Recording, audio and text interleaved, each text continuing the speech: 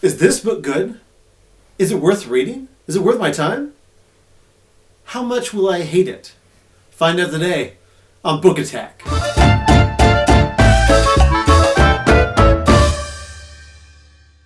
Hello, my name is Mr. Howell, a professor of literature. I invite you today into my study as we begin to review great works of literature. It is often said by people that we shouldn't judge a book by its cover. But why should we listen to them anyway? That's exactly what we're going to do today. Judge a book by its cover. I want to give that first honor to J.R.R. Tolkien's The Lord of the Rings. As we examine this cover, we see a number of things. Below this title, it says it is the complete best-selling classic, now an epic motion picture trilogy. And Peter Jackson, we salute you. Furthermore, we have on the front of this cover a wizard, which already intrigues me anyway. In addition to that, we have none other than Sir Ian McKellen. And if Ian McKellen is your wizard, this is going to be a really good book. The color scheme in this book is gold. There's gold paint on the wall, on the ceiling. The letters are gold, which tells me that this is going to be yet a very golden book. Furthermore, the letters that are embossed on this cover stick out, which shows attention to detail and artistry, which suggests that there is going to be a great work of literature. So what is this story going to be like based on the cover? It's going to be about a wizard who holds up the roof, or does he raise the roof? Who knows? Anyway, apparently he's in a house that's much too small for himself. Or is he going to stand around the whole time? I have my doubts. And it seems like that has no action. What? Is that going to be boring? I have no idea. What am I even talking about? I don't know. And who is this anyway? My first thought was a wizard. How do I know it's a wizard? Well, he's got a cloak and a beard halfway down to his belly button. Is he the protagonist? Is he the good guy? Is he the main character? Who knows? Will it stand the test of time? Or will we hate it? Or is that the same thing?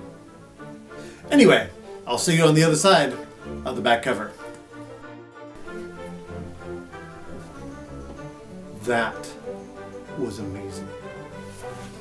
The Lord of the Rings was written by J.R.R. Tolkien in the middle of the 20th century. The Lord of the Rings follows our protagonist, Frodo Baggins, who is a hobbit. What are hobbits, you say? They're 3.5 feet men who like to eat, don't get out much, and have hairy feet. Frodo Baggins ultimately inherits his uncle's ring of power that actually belongs to our antagonist, the Lord of the Rings. Not the wizard on the front. He's not the Lord of the Rings. The Lord of the Rings, of course, is Sauron, who seeks to destroy the world. And yes, he is literally an eye wreathed in fire. Maybe he needs some Visine. Anyway, so to accomplish this task, Frodo does not go at it alone, but requires the help of a small group of friends, a team, a group of Avengers maybe. And this group is assembled at Rivendell, the land of the elves. And as they begin their quest together, they are pursued by orcs and black riders and goblins and evil bad guys. And near the end of the first book, The Fellowship of the Ring, their fellowship is disassembled. And they have to go different ways to find friends that have been taken captive. And as they go into the second part of our book, The Two Towers, some of our friends are whisked into the beginning of the War of the Ring. Again, this is a war of Sauron trying to conquer all of Middle-earth for his pleasure. And they ultimately have to fight and defend the people of Rohan, which are essentially Vikings, who ride horses. And I'm not going to tell you how that ends, but as we progress into the third part of the book, The Return of the King, which actually tells you how the book ends, the king returns. Anyway, we follow the path of Aragorn, who ascends to the throne by rescuing the people, the capital city of Minas Tirith. And following that, as he becomes king, he then takes the challenge to Sauron's front door, called the Black Gate, in order to give Frodo a chance to destroy the ring. But we won't tell you how that ends. Did I mention they like to walk? They walk some more, except for when they didn't. They were being chased, so they actually had to run. And then they walked. They did not stand. They walked a lot. In fact, for 13 months of their life, they walked. They didn't have time for a bathroom break. Where did they do that? They didn't show that in the movie. Oh wait, anyway. So is this a good film? I mean a book? Or both? I'll leave the film for another day. But the hate scale, the hate scale is our metric of measurement where we determine how much we hate this book. And I know hate is a strong word, but by hate I mean how awesome is this? Hate? Get it? Sorry. The hate scale is unlike any other scale you've ever seen because we just made it up like 3 minutes ago. Actually, it was 6 or 10 minutes because we've been talking about this for a while. Hate is actually more like the golf score. The lower the score, the better. So if we give it a 1 star, that's good. We hate it so much it gets only 1 star. I don't get it either, but who cares? So, how does The Lord of the Rings measure up? Compared to the cover? Well, the cover is a bit misleading, I'll admit. The guy's standing, he's not walking. There's like 1,100 pages of the book, and 1,000 of them were devoted to walking.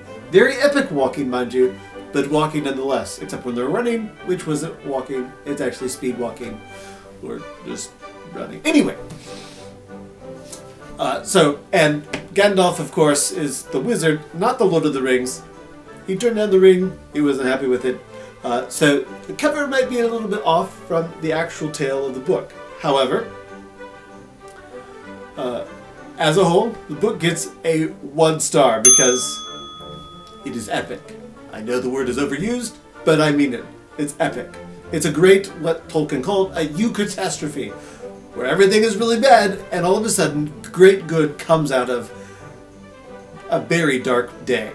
Now let's pause for a moment. This is some advice, some life advice from Uncle Jason. Yes, I know, I'm Mr. Howell, but I'm also Uncle Jason. And Uncle Jason wants to give you some advice that will change your life. Read The Lord of the Rings. It is the greatest book of the 20th and 21st century. I deem it to be the last classic of all time. There has not been a great book since then. People have tried and have failed. But it is the greatest classic of our lifetime. And so you should read it at least once in your life, if not once a year. And now back to Mr. Hell. Hey guys, if you're interested in reading The Lord of the Rings, we put links in the description below. And if you don't like to read, shame on you, but it's okay. Maybe you don't have time. It's 1,100 pages. Understand. There are links for where you can listen to it for free on audible.com below. And if you don't like to listen, there are also links for the movies that you can watch. Again, thank you, Peter Jackson. We still salute you. Join me again next week for another Book Attack. Book Attack.